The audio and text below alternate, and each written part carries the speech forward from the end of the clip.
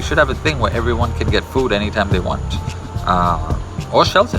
That should be our advancement, not I'm a billionaire and you can't be one, ho ho ho, we're advanced. You're not advanced. You're full of shit. We're supposed to be getting more advanced, but we also seem to be getting more stupid at the same time, which just mind boggles me sometimes. Like, why do we do that? Because honestly, do you really need to earn that much money? What's it for? It's to put it in a bank. Okay, but what's a bank for? To be safe. Safe from what? There's fruits growing on the trees. All the food you need is on the trees. What are we doing? So we're spending hours going to these jobs, and half of us are complaining about these jobs. I don't like this, but I have to do it so I can put money in my bank, so I can buy food that came from the tree downstairs. How about you just walk to the tree and pluck the papaya? Or if we really go back to living in harmony, I think we would eat fruits off the trees, have sex, because love is important, be in the forests and the oceans, and that's it. Create song and dance and art, and it's an abundant planet. There's food everywhere. We wouldn't even need to kill animals. Think about that for a sec. No, like torturing them, putting them into little chicken coops and in a little space. It's just crazy what we do to animals on this planet. I don't want to have a part in that anymore, so I'm trying to rid my body of meat as soon as possible, and my diet. And I've been trying that for 4 years now.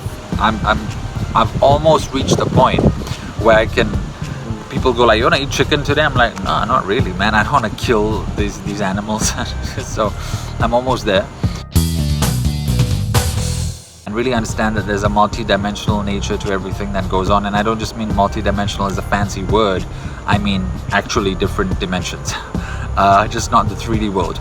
So I'll leave that for another time.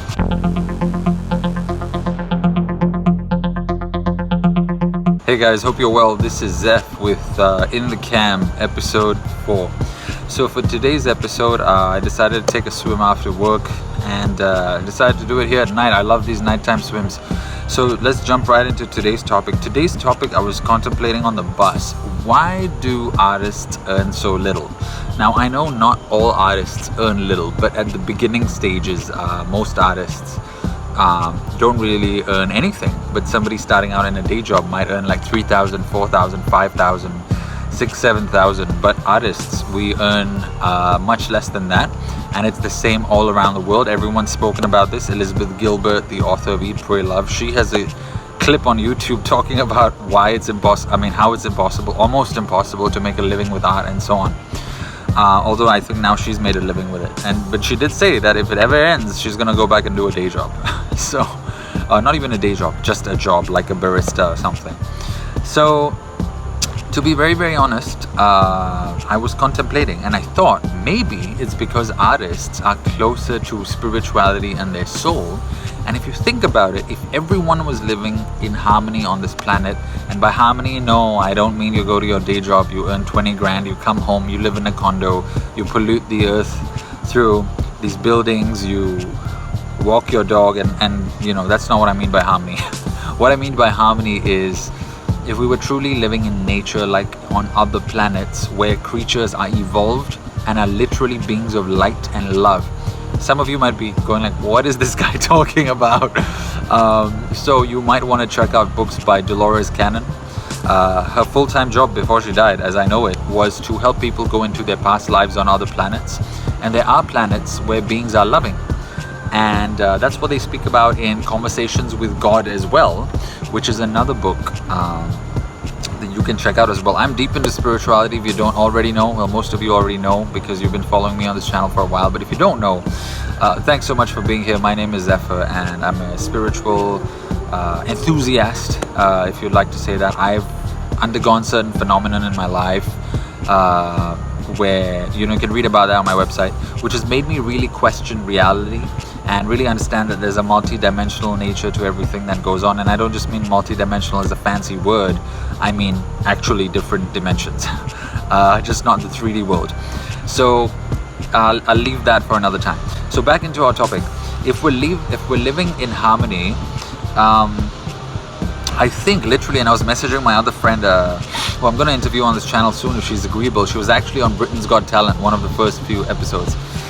So I was telling her that, my theory is that eventually we're gonna go back. If this goes well and we go back into love, of course our tools will be way more advanced, because you can't like unadvance what you've advanced. I mean, unless there's an extinction level event or something. So if we really go back to living in harmony, I think we would eat fruits off the trees, have sex, because love is important, be in the forests and the oceans, and that's it. Create song and dance and art, and yeah, I mean, it's an abundant planet. There's food everywhere. We wouldn't even need to kill animals. Think about that for a sec. No, like torturing them, putting them in a little chicken coop in a little space. It's just crazy what we do to animals on this planet. I don't want to have a part in that anymore. So I'm trying to rid my body of meat as soon as possible, and my diet. And I've been trying that for 4 years now. I've almost reached the point where I can. People go like, "You wanna eat chicken today?" I'm like, "No, not really, man. I don't want to kill these animals." So I'm almost there. But that's what we would be doing. We would be living in absolute harmony with nature.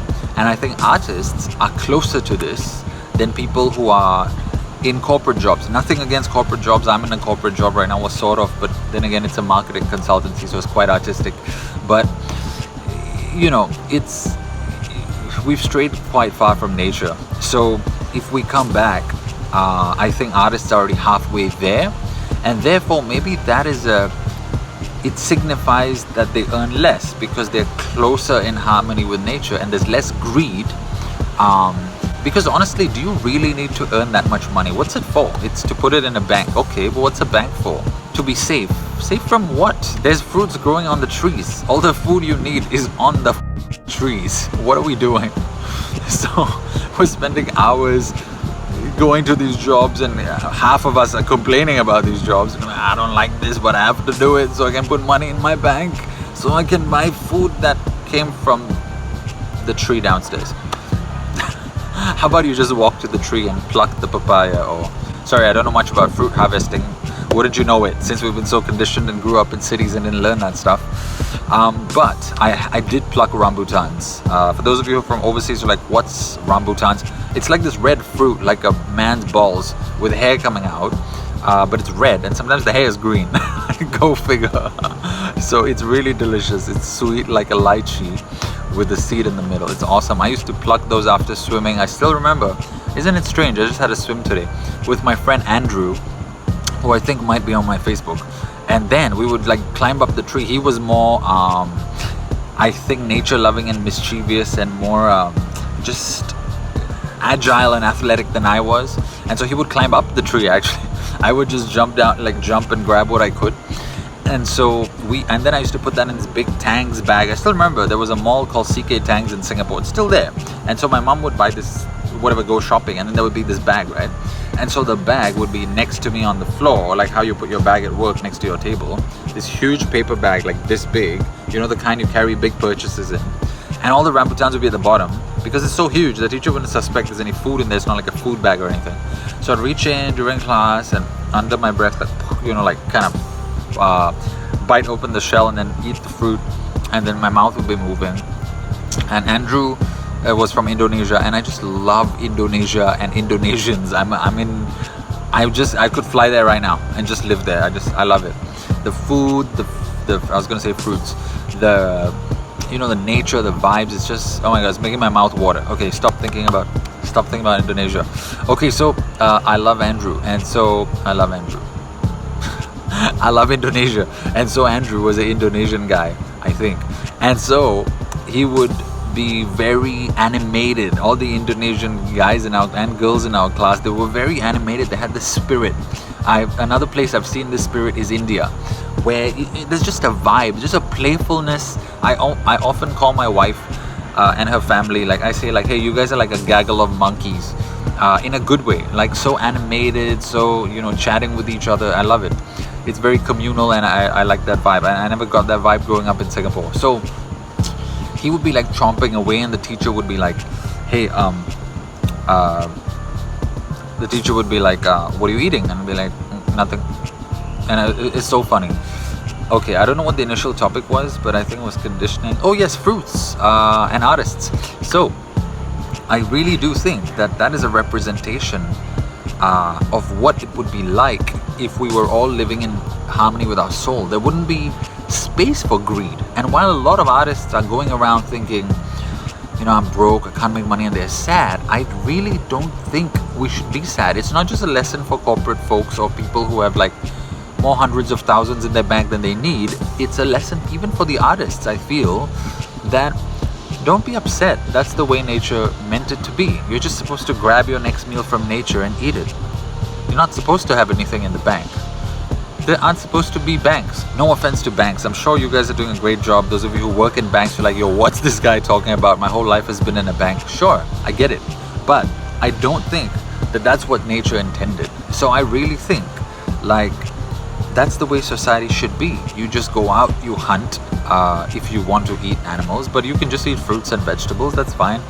And then you make love, and then you create art and create structures and live, under shelter. That's it. And you don't get bit by wild animals, and that's all right. Maybe it would lead to buildings of some sort, but banks, like storing food when there's already food, like what are you storing food for? Unless you live in a snowscape or something where there is no food for like 6 months out of 12. Okay, then I get it. But if you live in a tropical paradise and it's a cosmopolitan city, that just doesn't make any sense to me. I know I live in a city, but honestly, hey, I didn't build the city, man. And if I had a choice, I would build the city, or I would build it in a very evolved way, such that I read in Dolores Cannon's books that people on those in those lands, on those planets, they're not even clothed. They're very advanced, more advanced than Earth, but they're not clothed. And so Dolores asked the subject, the client, to ask, a spirit guide or whatever, why are they not clothed? And he said something like, we have nothing to hide. We can communicate telepathically. So just like how plants communicate right now, where when an elephant comes, they all communicate with each other and the leaves turn bitter. Same thing. All the beings communicate that way, and we already know what the other person's thinking, so we have nothing to hide. So I was like, wow, what a concept. They're just so open. I'm open. I try to be open.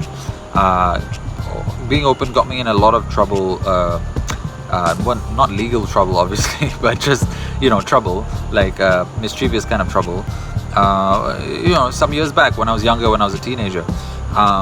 And now it does still, for speaking my mind. But hey, this is YouTube and this is my channel, so I'm going to speak what I want. So thank you so much, and you're welcome. So, I just feel like we've departed from nature. So we got to get back and really live in tune with it. And just, unless all the plants die, you really have nothing to be scared of. Like, so what if you don't have anything in your bank? Go pluck some fruits and eat them. If you're into meat, go do some fishing. I mean, it's not that hard. I don't think it's that hard. Where we grind every day and get headaches and kill ourselves. It's just stupid. Like humans are we're supposed to be getting more advanced, but we also seem to be getting more stupid at the same time. Which just mind boggles me sometimes. Like, why do we do that? You can fish and you can eat fruit and vegetables. Just nothing so hard about that. It's quite simple, straightforward. My daughter does it. She goes out, she plucks limes from the trees and eats them, and that's it. That's her meal. Sometimes she gets so full with 2 or 3 limes, and then that's it. So we should learn from our children, and we should learn from artists.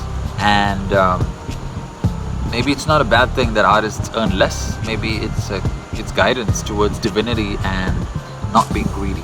I also have read, of course, that not communism, but we can have a method where everyone on Earth has a baseline of food and shelter. And I covered this. Sorry, there's water in my ear from swimming. And I covered this in the previous video, Into the Camp 3, so check that out, where we have a baseline of food and shelter for everyone. And then, yes, if you want to achieve more, go do more. If you have this urge to expand, because expansion is consciousness, creation is consciousness, and vice versa.